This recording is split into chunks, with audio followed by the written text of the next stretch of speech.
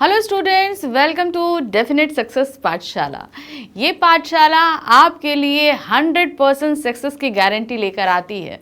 सिर्फ हिंदी में ही नहीं, आपके सभी सब्जेक्ट्स में, जितने भी सब्जेक्ट्स हैं, टीचर्स आपको बहुत ही उम्दा कंटेंट के साथ और बहुत ही मेहनत के साथ पढ़ा रहे हैं। तो ध्यान लगाकर पढ़िए और अपने एग्जाम्स की तैयारियां अच्छे से कीजिए।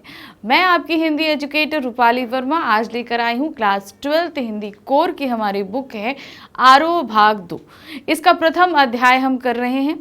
हमारी इस बुक के काव्यखंड का पहला अध्याय हरिवंश राय बच्चन जी द्वारा लिखित जो एक कविता एक गीत हमारे सामने है, आत्मपरिचय और एक गीत, जिसे हमने अच्छे से पढ़ लिया, समझ लिया, एनसीईआरटी सॉल्यूशन कर लिए। अब हम करने जा रहे हैं मल्टीपल चॉइस क्वेश्चन। ध्यान रखिएगा, आपके आरोह बुक से, वितान बुक से और अभिव्यक्ति और माध्यम बुक से, तीनों ही बुक से आपके मल्टीपल चॉइस क्वेश्चंस आ ही रहे हैं, ये 100% श्योर है। तो जब आपके सारे ही चैप्टर से आ रहे हैं तो चैप्टर्स का क्लियर होना आपके लिए बहुत ज़रूरी है, जो कि मैं आपके लिए धीरे धीरे सभी चैप्टर्स क्लियर कर रही हूँ। तो ये चैप्टर आपको बता चुकी हूँ। चलिए देखते हैं कि किस तरीके से मल्टीपल चॉइस क्वेश्चंस इसमें आएंगे। पहला प्रश्न है, संसार के लोग पृथ्वी पर क्या जोड़ते हैं? क्या चीज़ को संसार के लोग जोड़ रहे हैं? धर्म, मोक्ष, अर्थ या काम? तो जो यहाँ के लोग हैं वो भौतिक सुख के लिए क्या जोड़ रहे हैं? वो जोड़ते हैं अर्थ। अर्थ अर्थात पैसा। पैसा जोड़ते हैं क्यों? ताकि हमको वैभव मिल सके, समृद्धि मिल सके, हमको सुख सुविधाओं की चीज़ें मिल सके। इसलिए संसार में, पृथ्वी पर रहने वाले लोग अर्थ अर्थात पैसों को जोड़ते हैं। कवि कैसे संसार को ठुकराता है? किस तरह का संसार वो ठुकरा रहा है? ईमानदार, सत्यनिष्ठ, कर्मशील या वैभवशाली? तो उन्होंने किस तरह का संसार ठुकराया है? उन्होंने ठुकराया है वैभवशाली संसार, जहां पर हमारी सुख सुविधाओं, दिखावा, इन सभी को रखने वाली जो चीज़ें होती हैं। अब जैसे हमको सुख सुविधाएं, हमारा एसी है, गाड़ी है, टीवी है, आपके अप्लायंसेस, इन सभी से सुख सुविधा प्राप्त होती हैं। इससे पता चलता है कि आप संसार में कितने ज़्यादा समृद्ध हैं, कितने ज़्यादा रिच हैं। हम दूसरों को दिखाने के लिए भी ये सारी चीज़ों को एकत्र करते हैं। तो ये सारी चीज़ें क्या है? हमारे वैभव, हमारे समृद्धशाली होने को परिलक्षित करती हैं। तो इसी तरीके के संसार को, वो जीवन को वो नकार रहे हैं कि हमें ऐसा वैभवशाली संसार हमें नहीं चाहिए, जिसमें हमें इस सारी चीज़ें उपलब्ध हों।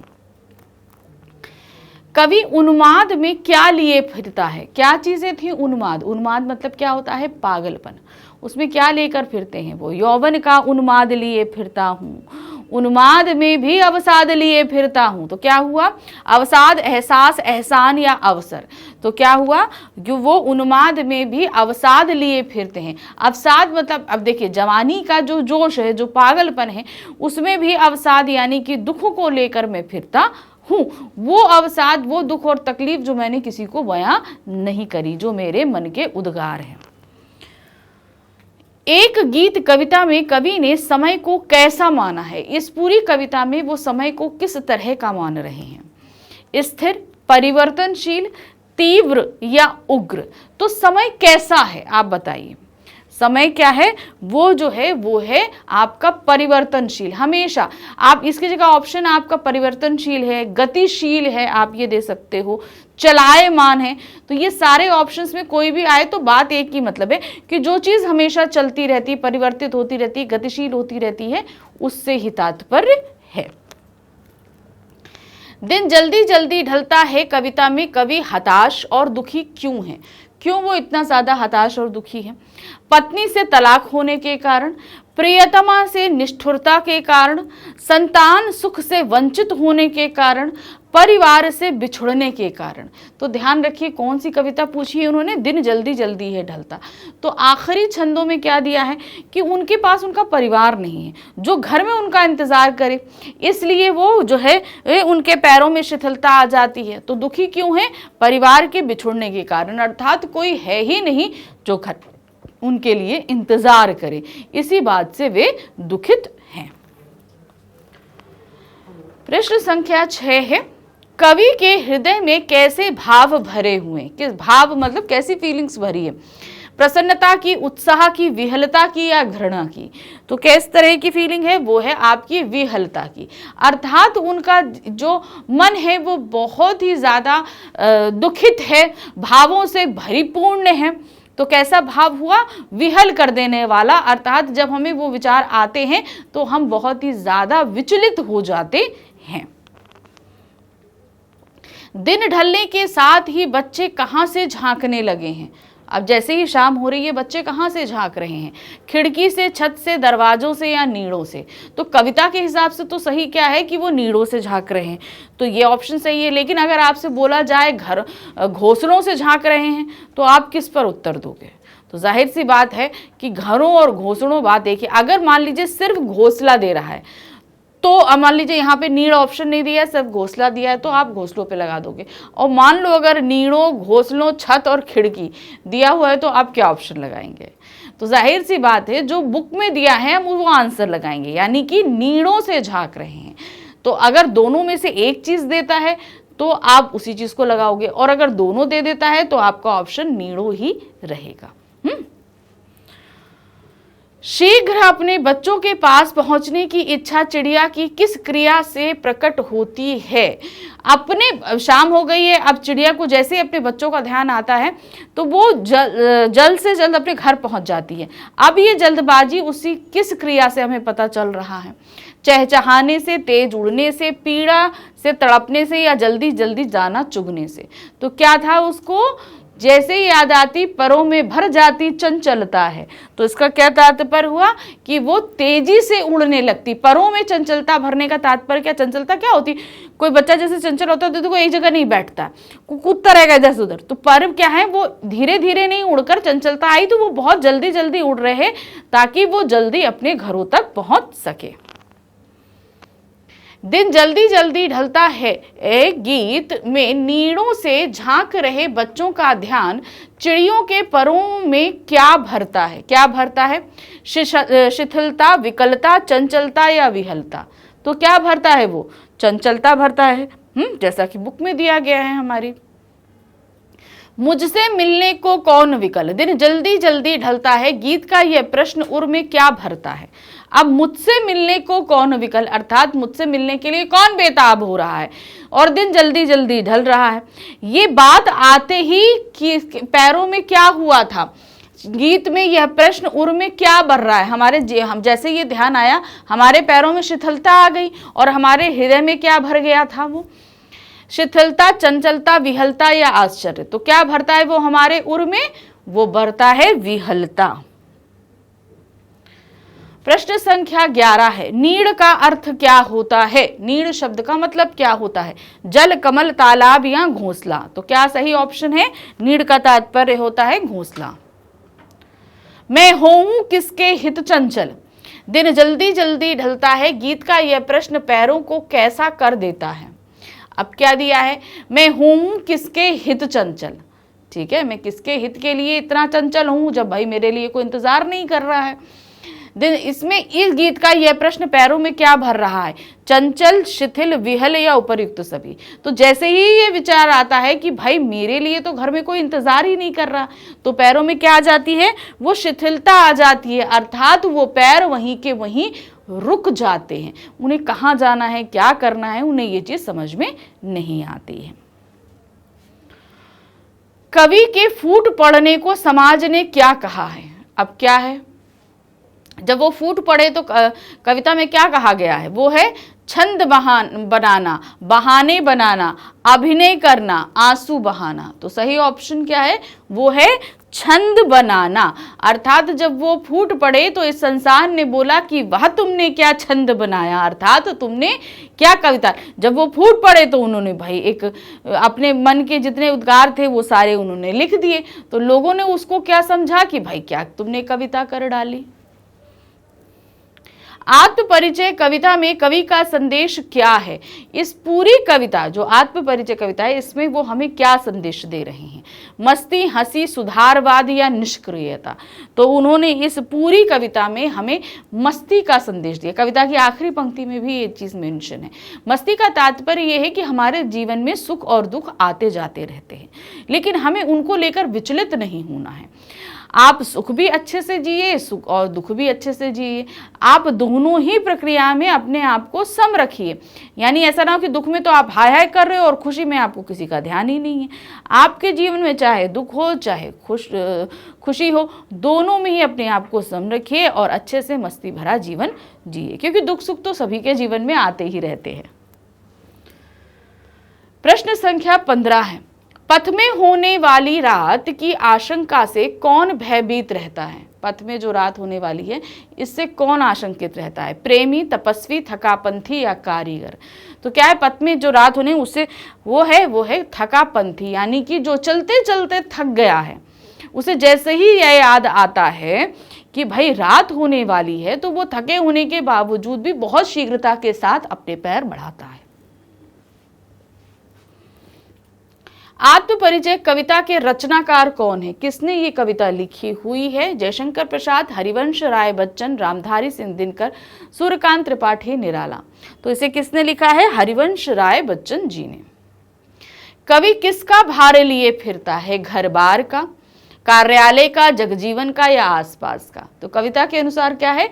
मैं जगजीवन का भार लिए फिरता हूं। सही ऑप्शन क्या है? जगजीवन का। कवि जीवन में क्या लिए फिरता है? प्यास, आस, उल्लास या प्यार? तो वो क्या लेकर चलते हैं? वो प्यार, प्रेम लेकर फिरते हैं। तो सही ऑप्शन है प्यार।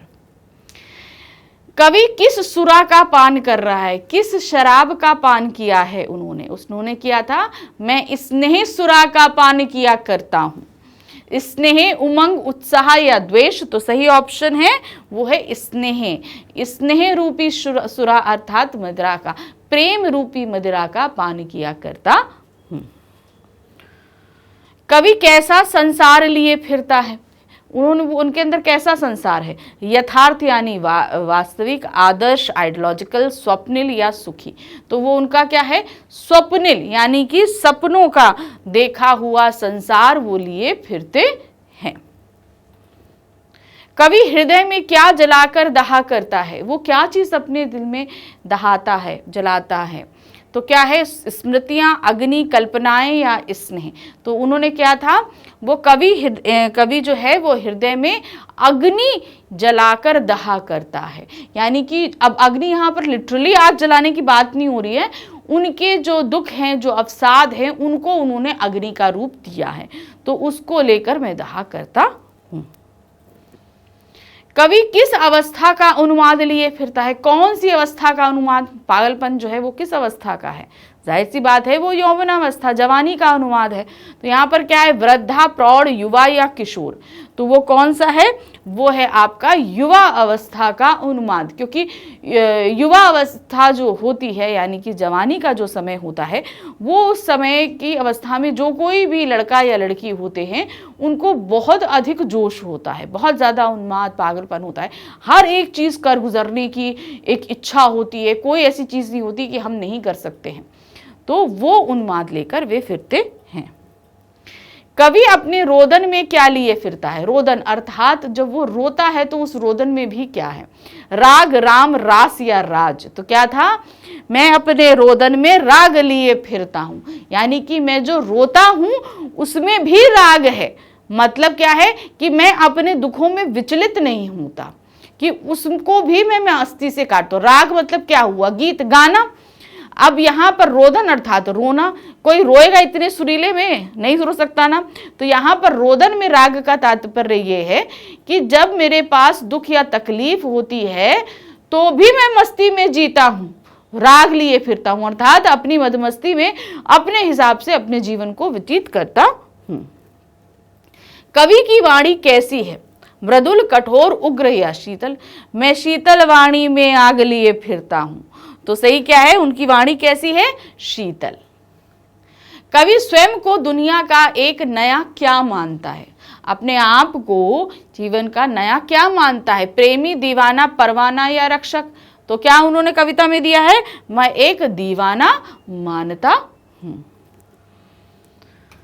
कवि कैसा संदेश लिए फिरता है? किस तरह का संदेश लेकर वो फिरता है? सांत्वना, बलिदान, मस्ती या समर्पण? तो वो कैसा संदेश लेकर फिरते हैं?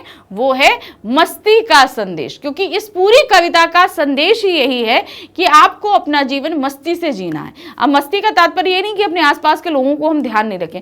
मस्ती का तात्पर्य है कि दुख हो या तकलीफ हो, आप मदमस्त हो गए। दुख में जाए नहीं, बहुत विलाप करने की जरूरत है भाई, दुख आया है चला जाएगा, सामना करिए, फेस करिए, आगे बढ़ते रहिए। तो उन्होंने क्या दिया? एक तरीके से मस्ती का संदेश दिया है। नेक्स्ट क्वेश्चन है, हरिवंश राय बच्चन का जन्म किस सन में हुआ था? याद रखिए, कोई भी चैप्टर जब आप पढ़ोगे तो हमेशा मैं बोलती आ रही हूँ आपसे कि आपको लेखक के बारे में पूरा पढ़ना है, उनकी कृतियाँ हैं, उनकी काव्यगत विशेषताएं या गद्य विशेषताएं जो भी हैं वो सारी पढ़नी है। साथ ही आपको पाठ परिचय पढ़ना है, पाठ पढ़ना है, शब्दार्थ पढ़ने हैं।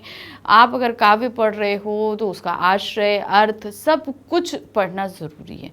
क्वेश्चन कहीं से भी बन सकता है। अब जैसे अब ये क्वेश्चन आप ले रहे हो तो ये कहाँ से आया? ये लेखक परिचय से आया। जब हमारा पाठ है ना तो पाठ में लेखक परिचय, फिर उसके बाद में हमारे पास में पाठ दिया गया ना, तो वो लेखक परिचय आपके लिए पढ़ना ज़रूरी है। तो यहाँ दिया है, हरिवंश राय बच्चन का जन्म किस सन में हुआ? 1907, 1908, 1909 या 1910? तो उनका जन्म हुआ है सन 1907 में। हरिवंश राय बच्चन का निधन कहाँ हुआ? ध्यान रखिएगा, उनका निधन कहाँ हुआ? दिल्ली, मुंबई, कोलकाता या इलाहाबाद? तो उनका जो निधन है वो हुआ है आपका मुंबई में। उनका जन्म स्थल क्या है? उनका जन्म स्थल इलाहाबाद है। वो कहाँ पैदा हुए? इलाहाबाद में। उनकी मृत्यु कहाँ हुई? मुंबई में। मंजिल भी तो है दूर नहीं, यह विचार किसके मन में आ रहा है? मंजिल भी तो है दूर नहीं, किसने ये चीज़ सोची है? कवि ने, पंथी ने, चिड़िया ने? किसने सोची है? पंथी ने, पर्वतारोही ने, सैनिक ने या खिलाड़ी ने? तो सही ऑप्शन है पंथी ने, अर्थात राही ने। जो पथिक है जा रहा है रास्ते में, वो शाम होने लगी तो वो सोच रहा है कि भाई मंजिल भी दूर नहीं और शाम होने वाली है। यही सोचकर वो जल्दी जल्दी अपने पैरों में तीव्रता ले आता है कि जल्दी जल्दी घर पहुंच जाए। दिन जल्दी जल्दी ढलता गीत किस कवि का है? किस कवि ने ये गीत लिखा हुआ है? प्रसाद, निराला, दिनकर या बच्चन? तो जाहिर सी बात है किसने लिखा है? बच्चन जी ने, यानी कि हरिवंश राय बच्चन जी ने ये गीत हमारे सामने प्रस्तुत किया है। तो इस पाठ के मैंने कुछ क्वेश्चंस आपके सामने रखे जो आपसे लगभग पूछे जा सकते हैं, आप पिछले कुछ सालों में पूछे गए हैं, तो उसी तरीके के मैंने यहाँ क्वेश्चंस रखे हैं। लेकिन इसका मतलब ये नहीं कि आपने सिर्फ इतने क्वेश्चन तैयार कर लिए। पाठ को आपको बहुत अच्छे से पढ़ना है ताकि आप सारी चीज़ों को अच्छे से समझ और जान सकें। तो हमेशा पाठ को पहले प्रेफरेंस देनी है कि आप उसको बहुत अच्छे से पढ़ोगे, उसके बाद आपको आगे कुछ करना है। तो ठीक है, ये हमारे एनसीईआरटी क्वेश्चंस के बाद हमने एमसीक्यूज भी कंप्लीट कर लिए। अब बारी है हमारे मोस्ट इंपॉर्टेंट क्वेश्चन के, यानी कि अति महत्वपूर्ण प्रश्न। इसी पाठ के कुछ ऐसे प्रश्न जो हमने अभी तक नहीं पढ़े हैं, यानी कि एनसीईआरटी बुक में जो क्वेश्चन किए हैं वो नहीं, उसके अलावा कुछ एक्सपेक्टेड क्वेश्चंस हैं कि आपसे बोर्ड एग्जाम में पूछे जा सकते हैं। तो ऐसे ही कुछ क्वेश्चंस लेकर आई हूँ। मिलेंगे हम अपने नेक्स्ट वीडियो में जिसमें हम करेंगे इसी अध्याय के मोस्ट इंपॉर्टेंट क्वेश्चन के। Thank you for watching, bye bye.